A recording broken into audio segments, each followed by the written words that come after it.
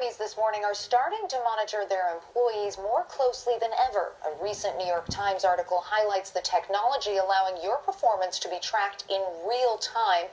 CBS News contributor Nicholas Thompson is editor of the New Yorker magazine's website, NewYorker.com. Nick, good morning. I have to say, this kind of gives me the heebie-jeebies, but just explain the technology here. How does this work? There's a lot of technology going on, but what companies are doing is they're tracking their employees when they come in, when they leave, when they take breaks. That's the sort of most basic level. A lot of companies are also tracking employees through apps on their phones. When they leave, they can be aware of where they go. And if they're in sales, for example, that can be very helpful. For other people, it can be creepy. Some companies are actually tracking all the sites they visit on their browsers, every stroke they put in their, as they type it in. And then other companies are having real-time feedback on employees. So, for example, at Amazon, if you want to say something about one of your employees and send it to a manager, either praise or criticism, you can immediately do that. And there's technology set up to allow you to do that. So it's constant monitoring all the time. But the tracking is mostly through the phone. I mean, they're not putting a chip in the behind my ear, It's right? through your phone, it's through your employee badge. Nobody has gone that, but in due course, once the technology exists, it will be used. So, Nick, what do you think is okay and what's too far?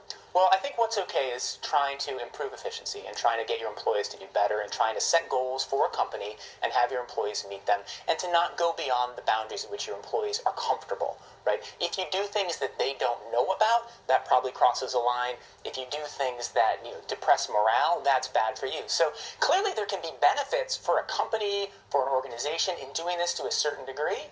It's just making sure you do it in the right moderation. Because there's nothing really wrong with finding out if somebody's in the building or not, is there? No, there's nothing wrong with finding out whether somebody's why not just call them? I mean, that's what, you want to find out if they're in the building, send them an email. But it's a lot simpler, and you can look and you can say, okay, wait, this project took longer than expected. Why did it take longer than expected? Oh, it took longer than expected because all of these people who were working on it were coming in late, leaving early, and taking long breaks, right? Or they were playing fantasy football on their computers all day, right? So that's the advantage. The real disadvantage, and the thing that I don't think that we've thought through, is that what's changing in the American economy is, machines and robots taking away jobs. And what humans can do best is think creatively. Think thoughts outside of the box. Think things that machines can't think, that robots can't think. And to do that, you need space. You need some flexibility. And so there are companies that are going in the other direction.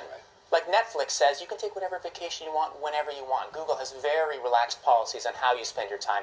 They try to encourage daydreaming.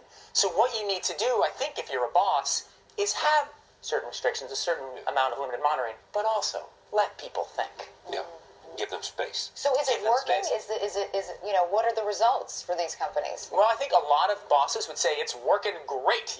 We've improved our productivity. We're getting more widgets built in the same amount of time. It's Taylorism, and it's working much faster and better than it used to.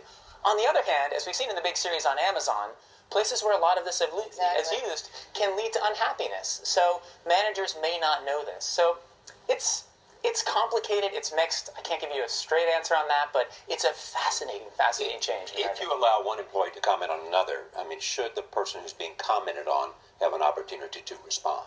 Well, the issue there is that you won't get as honest feedback if you allow that to happen, right? If somebody knows that there has been a comment put and they know it came in the context of this meeting, they may be able to track it back. So that's really up to the company. I think real-time commenting and allowing people to do that probably encourages a little too much internal competition and sniping and probably isn't healthy. And where does it stop? You just keep going back and forth. Nick, thank you very much. Thank you.